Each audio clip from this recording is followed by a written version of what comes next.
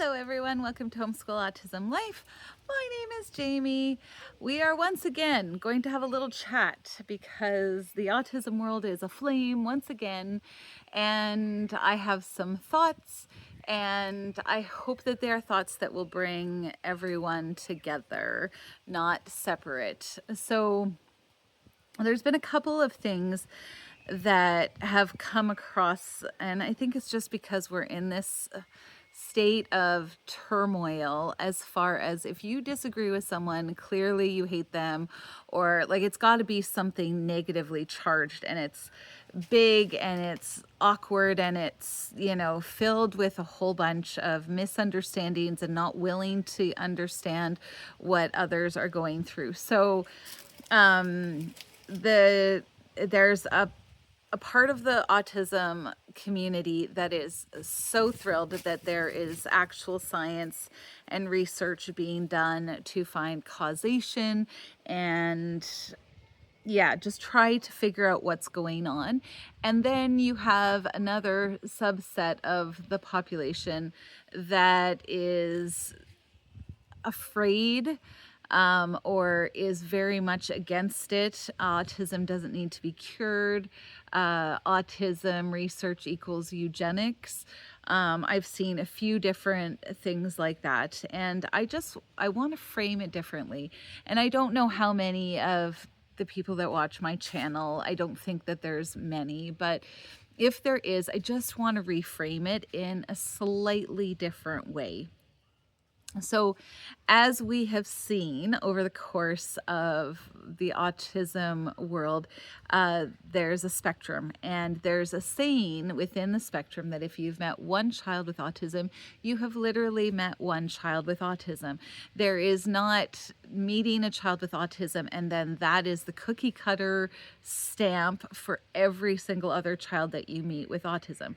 They have some traits that cross the divide between different peoples, but it's like if my son has a stim of running, jumping on his toes and banging into walls, another child might do that, but they might do it for a drastically different reason. There may be completely different reasons for some kids might really like trains and another one couldn't care. So it's vastly different. The issues that come from it, whether they have food sensitivities. One might have food sensitivities because of their teeth. Some might have it because of texture. Some might have it because of taste, because even their responses to overstimulus will be vastly different. So with that proviso in mind, I want you to also understand or take on board that the amounts of what would I say? How would I say it? The differing amounts of disability, and I say that word on purpose, is going to be different. So if you are somebody who can write in a computer and say autism doesn't need to be cured, or autism equals eugenics, autism research equals eugenics, then you are blessed with the ability to utilize a computer. You are blessed with the ability to think bigger thoughts and understand, and maybe have friends, you are probably on the end of the spectrum that is less affected by autism. Those of us parents who have profound autism in our children are celebrating the research, the actual science being done to discover what is causing this, not because we do not love our children. It's because we see that their lives have been severely limited. Darren will never get married. I would be very surprised. A lot of things would have to change. He doesn't have a friend. He doesn't have a best friend. His friends are his parents and his sisters, and that is it. Every once in a while he can play alongside, but his sisters need to be there. And it happens literally, the last time it happened was his 16th birthday, and it was for the day. Like that was it. So when we're talking about we want research done, it's not because we're minimizing somebody's experience with autism that has been positive. Have at her. Like, enjoy your life.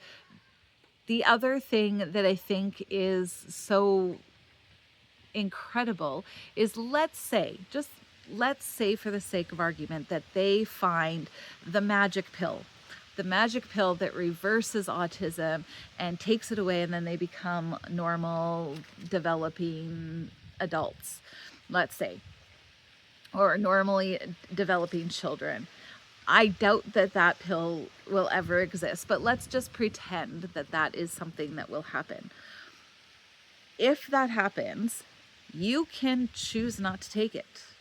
Nobody is going to force you to take it, because you've already reached the point where you have taken on your beautiful traits that you love and your acceptance of those things about yourself, and you have utilized them to the best of your ability. For us, for myself and my husband, we have a son who is happy to do his same routine, no changes. Even we're getting a new couch. We're getting a new couch, and I've been trying to prepare him for the change because I know it is a stress for him, and even that small thing has him yelling, no couch, no couch, no new couch, no new couch. And when it comes, there's going to be about probably a week or two where he is dysregulated, because the couch, even though it's going to be exactly the same size, I couldn't find it in the same color, and it's a different one because he bounces on it, and we have to get a new couch because the old one is broken because he bounces on it. This one doesn't have any insides, it's a foam one. And just that small change is so dysregulating for him and so frustrating for him. So I look at it and go, if there is something that turns out that could help him adjust to change a little bit better, to be able to communicate to him in a way that he understands that this isn't going to be a new house change. This isn't going to be, he can't have his blanket, or like whatever in his head makes him respond so viscerally. Yeah, we would give that to him if it didn't have a lot of negative side effects. Us parents going through that are doing the best that we can to make their lives as joyous as possible. And so if there turned out to be something that worked to give him the nervous system ability to calm down and not react so crazy, we absolutely would. And so I wanted to put it out there that if you are feeling nervous about science being done because you're afraid of something, number one, we're on step like 2. You're talking about step 785.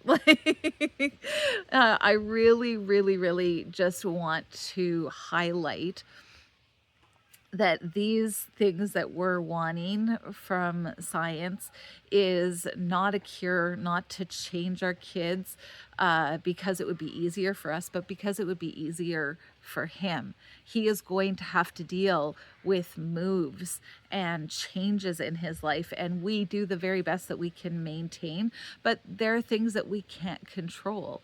And so if there's a way to help him, we want that. Also, I think I mentioned in the previous video, if there was something like a vitamin that my girls could take to make sure that their children didn't have profound autism, we would, of course, suggest to our girls to do that. Not because we do not love our son or we would not love a grandchild that did have autism. and if it turns out that the science comes back and says we can't figure it out, we don't know, this is just the next step in human evolution, which again, I'm not a believer of. But even if they did, it wouldn't be like, oh no, don't have children, girls. We would love our grandkids that had it as well. But we have the unique ability to do science, and I think it's a responsibility to look into it and go, is there environmental factors that we are doing that are affecting our children? Is it processed foods? Is it, genetically modified foods? Is it microplastics? Is it like any number of things? Yeah, I would love to have that. And in no way, shape, or form does that diminish our love for our child or our love for our possible grandkids. Yeah, I pray that this is a loving message that everyone hears. I think that, again, I'm not an anti-vaxxer either. All three of our kids were vaccinated, but I do think I heard from a parent recently that the vaccinations now is up to 128 by the time they're 2 years old, which is insane. It is insane. So again, like, this is just like, everybody, please, please, please grant grace. I've even heard some autistic individuals on their computers telling parents who are making videos to, yeah, you don't get you don't get to talk about this because you don't know, you don't have autism, so your experiences aren't worthwhile, or you shouldn't be a part of the conversation. And again, I just would ask that you put yourself in somebody else's shoes and try and see their side of it before you become a keyboard warrior and say things that are just as hurtful as you are afraid others are saying about you. I guess is the best way to put it. So again, I hope this video has been helpful. It's just something, again, that my brain has been mulling over as more and more things have come out. Sorry, my dog is eating something and I don't know what she's eating. Anyway, may God bless you, and I just pray that as you listen to the news, as you disseminate what's coming out of it, always remember that you have agency, not only in how you react to the news, but how you respond online. And again, put yourself in someone else's shoes. It might help you not have regrets later. Thank you so much for taking the time to watch this video. We'll talk to you next time. Bye.